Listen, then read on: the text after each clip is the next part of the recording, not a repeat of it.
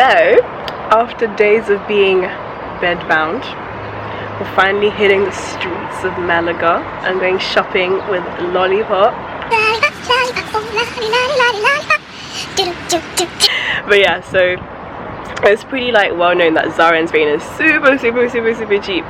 So we're going to this like nearby shopping center. Hopefully they have Zara and Bershka, otherwise it's gonna be so upsetting. Zara and Bershka is super cheap in Spain. Remember last year when I was in like a different Spanish island, my friend got like a pair of jeans for £2, like £2 equivalent in Zara. So best believe we gonna go all out. Peace. Since I'm feeling better, I thought I'll do a bit of a, like a lookbook. That's right, the pants are back. Salah in its natural habitat. Oh god. Watching a series. It's not a series, movie. Sorry. Called Beginners. If you look closely, that thing on its head is known as a headscarf. So once again, me and Lola are having our first train experience. We shared our first metro experience in Lisbon, and now we're going on the train. On the train. What am I doing? So we need to find the ticket machine. Ticket machine, yes. And then get on the train. We actually need to figure out like the direction that we're going in. I know. We just know that it's the second stop, and then we get to Plaza Mayo. I had a bit of an incident. Yeah, so basically we got here and we're kind of rushing because as soon as we got to the platform, the train was here. We didn't have tickets and we didn't know what was going on because like we don't live here, we don't know what to do. I know. So Lola was buying her ticket and there was this lady next to her, this English lady was stood next to her, and she was like speaking in English, so that I feel like, so we knew that she was from England. And it's like, okay, you'd have thought that she'd be friendly to like a friendly Yeah. person. Then she's like, it's a bit weird. And she's like trying to rush us and like Exactly.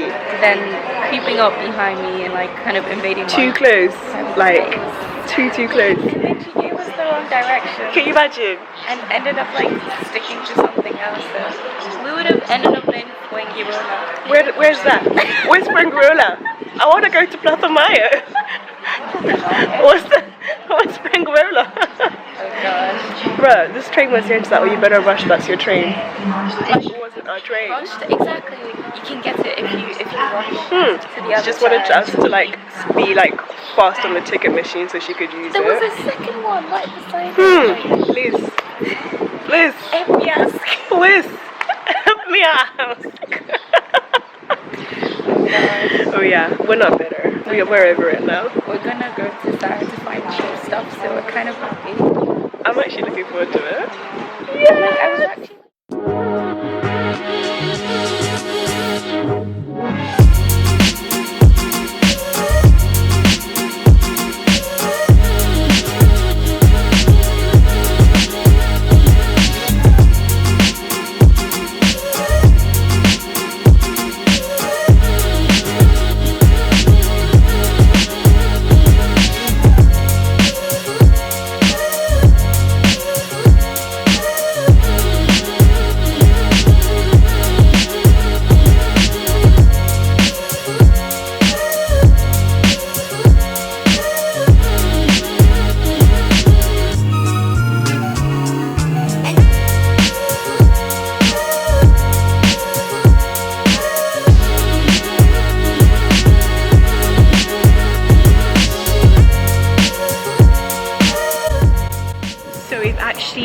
Come into like Malaga city center.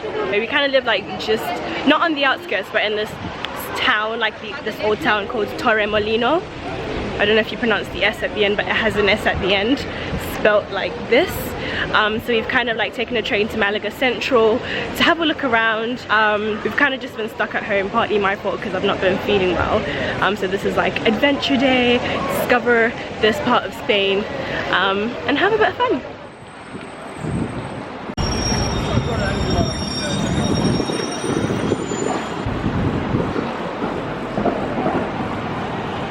This is the cathedral in Malaga. It's so big, I can't capture all of it on my camera, but there it is.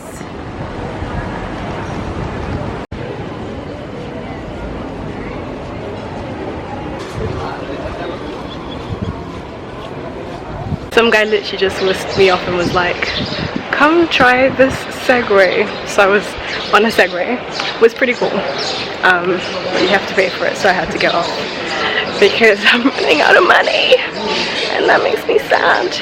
So we're looking for the Malaga Contemporary Arts Centre for the Contemporary Arts. We don't actually know what it looks like. We just know where it is. The directions and like the signage is not great, I'm not gonna lie, but it's nearby. We're gonna find it. It's gonna be okay. Okay, I think we found it. I'm being summoned. Okay, see you inside. Catch you inside. How about it? This hair makes me feel so extra. Like, I just feel like I'm like quite edgy. Do you know what I'm saying? Like, I just feel like, you know, all I need is my hoops. Give me my hoops and I'm sorted. Okay, so we found it. There it is behind me. Oh my god, look at this guy. He's well cool. Look at him. He's like, get off my shoulder. Alright. Alright. Alright. So we've just gone to the museum. She was like, we can take pictures, but no flash. So that's reassuring for me, because then you get a running commentary. They've kind of rotated half of it. There's different textures used, so they've got like stamp like material stamp like texture there, and then they've kind of like done a chalk outline of like what they look like underneath, so it's like an x-ray image. This piece is quite funny because basically they've said that Bill Clinton died aged 58.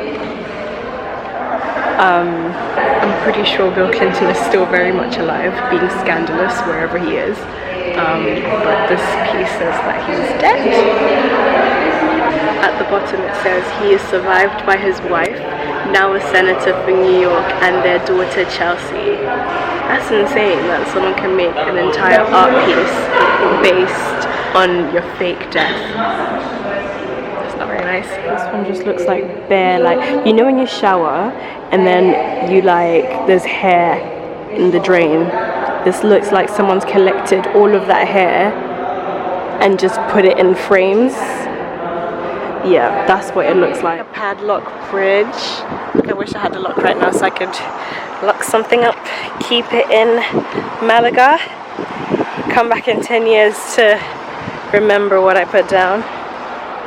I love stuff like padlock bridges or like blackboards where you write stuff, because I'm quite like a sentimental person, so like when I do that.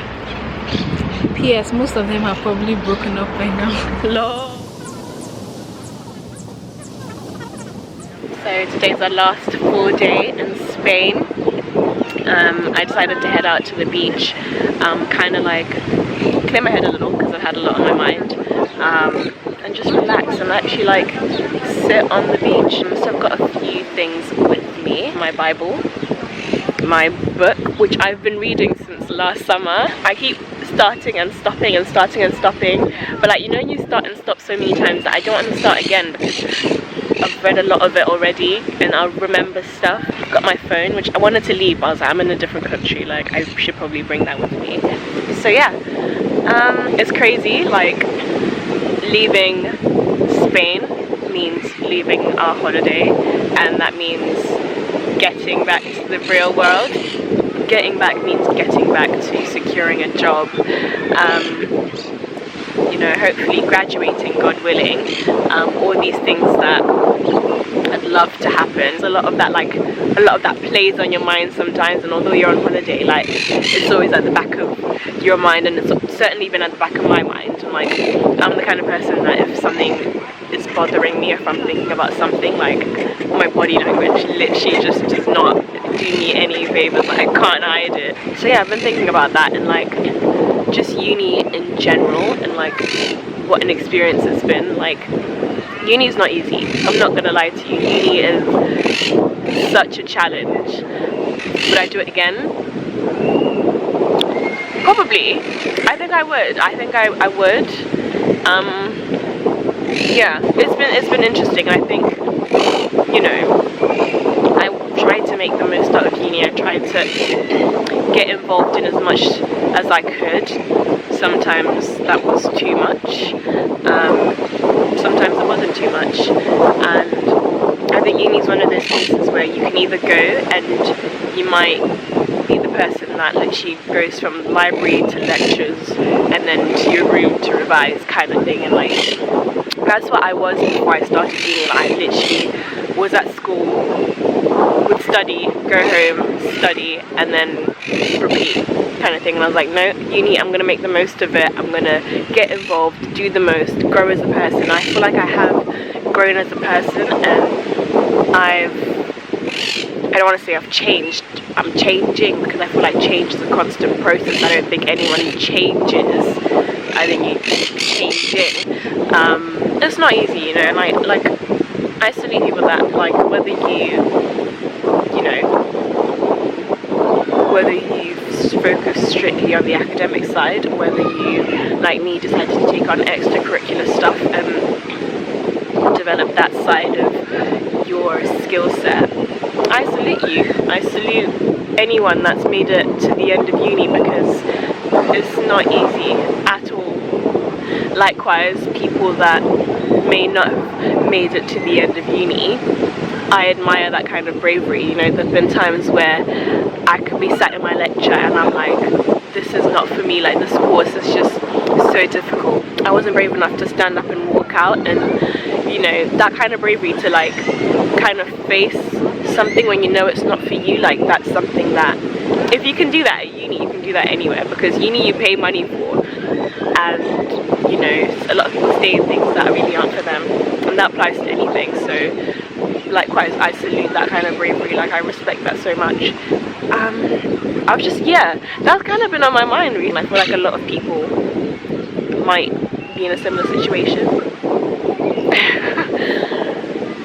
Okay, if I did have a message, I think it would be just to be proud of yourself, like, no matter what. Like, as long as you put in the effort, and as long as you've worked to, as long as you've put in the effort that you feel, okay, I worked for this, then you should be proud of whatever outcome you have, because that in itself is so incredible. Like, no one can take that away from you.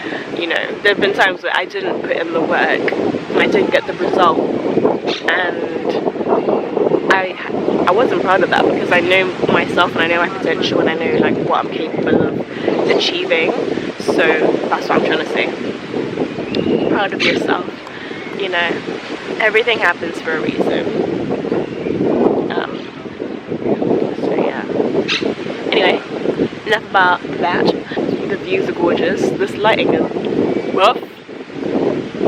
Hey, cheeky shoulder. You know, I've always like struggled to like think of what my channel is going to be about. Like, okay, when I said this in the beginning, I just want to share things. I want to share my experiences, share, you know, different things.